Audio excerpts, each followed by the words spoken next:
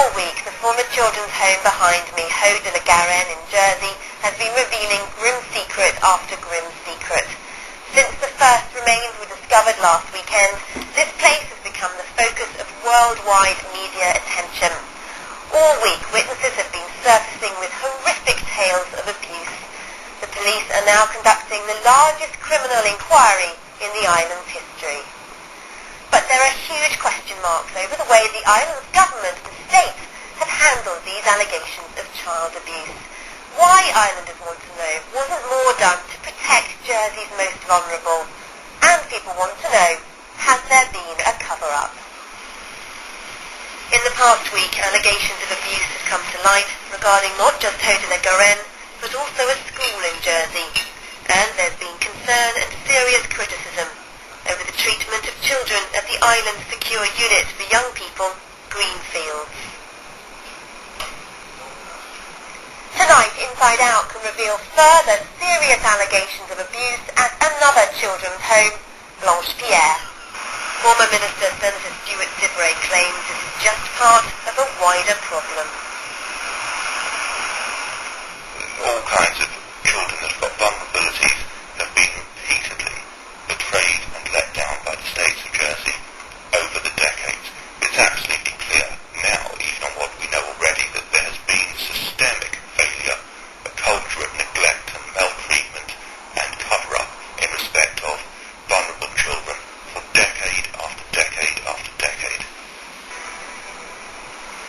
But it's the more recent stories of abuse that led the police in November 2006 to start a secret inquiry, an inquiry that's now identified 160 victims. Abuse at the home appears to have been rife, according to two sisters who claim they were physically abused during their time there in the 70s. The man leading the investigation is Deputy Chief Officer Lenny Harper. He told the press earlier this week the inquiry will last for months. It's suggested that amongst the people that you're investigating are a number of members of the establishment on the island. Is that something that you're aware of? I mean, how many are we talking about? How high level does this go? Well, I suppose it all depends on your definition of members of the establishment. If you're talking about members of institutions and organisations, well then yes, by the very nature of the allegations, I think it stands to reason that people who would be seen by some as members of the establishment are subject to investigation, yes. What about politicians, police officers, that sort of establishment?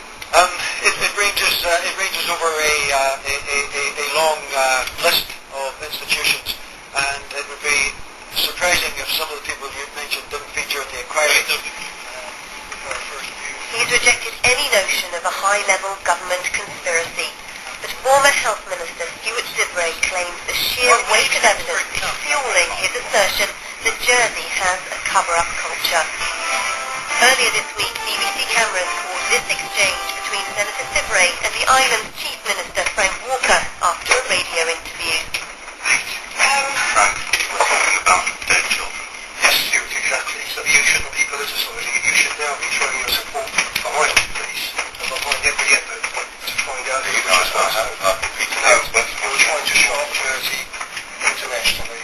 In response to the remark we're talking about dead children, you said we're trying to promote the international image of Jersey. Mr. Paxman, I said no such thing. We just heard you say it in the radio studio. No, Mr. Paxman, you have not heard me say anything remotely approaching that. It seems like this played out on national television that have made Dibray and Walker something of a double act. Jersey will bring anyone who has perpetrated one of these horrible crimes and who may have conspired in a cover-up. We will bring them vigorously to justice, and they will feel the full weight of our courts. Thank you both. Just to clarify, the Jersey Chief Minister's exact words were, you're trying to shaft Jersey internationally. Inside Out has obtained a confidential report into yet another children's home, Blanche-Pierre. This damning report talks of gross acts of physical and psychological abuse towards children. In 1990, two part-time members of staff alerted social services to the Maguire's behaviour. An investigation was carried out, although former residents we spoke to say they were never questioned. In fact, the couple were allowed to retire from running the Blanche-Pierre home. Jane Maguire was moved into another job within social services. It should have gone to the police then. Even if it didn't go to the police, they should have been sacked immediately. The notion of then just moving them and letting them carry on working in an environment where there are vulnerable people, it's just utterly extraordinary. 8 years later, in 1998, one former resident complained to the police. The case got as far as a magistrate's court. The children, many of whom are now in their 20s, say they were told they'd make unreliable witnesses. The case was abandoned. But the 1999 report did find Jane Maguire guilty of gross misconduct and recommended her dismissal. So, 10 years after the first complaints, Jane Maguire finally left social services employment. Senator Sivray claims the whole episode is typical of the way abuse complaints are managed in the island. I think it's a fundamental problem with the system of public administration in Jersey. There was no adequate separation of powers. There's an unhealthy overlap between the legislature and the judiciary.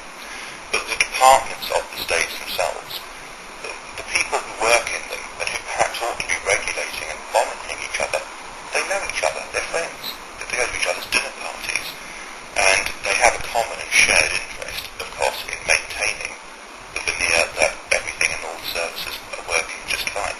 Therefore, whenever anything goes wrong, they have a collective interest in wanting to bury it and keep it all hushed up. We asked the island's chief minister for an interview, but he refused. The state did, however, confirm the Maguires were arrested and charged, but the indictment was withdrawn because of a lack of evidence.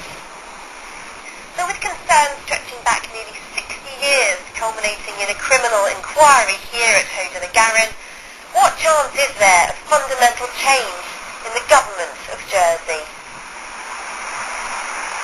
The abuse scandal has prompted calls from Westminster MPs for an overhaul of the legal and childcare systems in the island. And certainly Senator Sivray believes constitutional reform is long overdue. But the island's chief minister was following a different agenda when he called a press conference only 2 days ago. Its aim? To inform the international media about Sivray's sacking.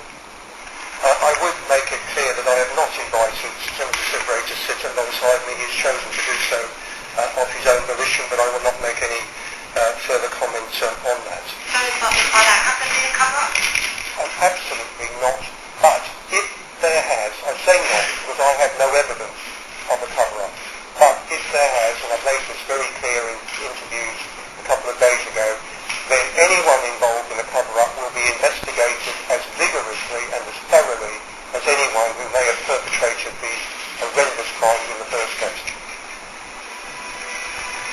The police now face the grim task of ensuring there will be no cover-up.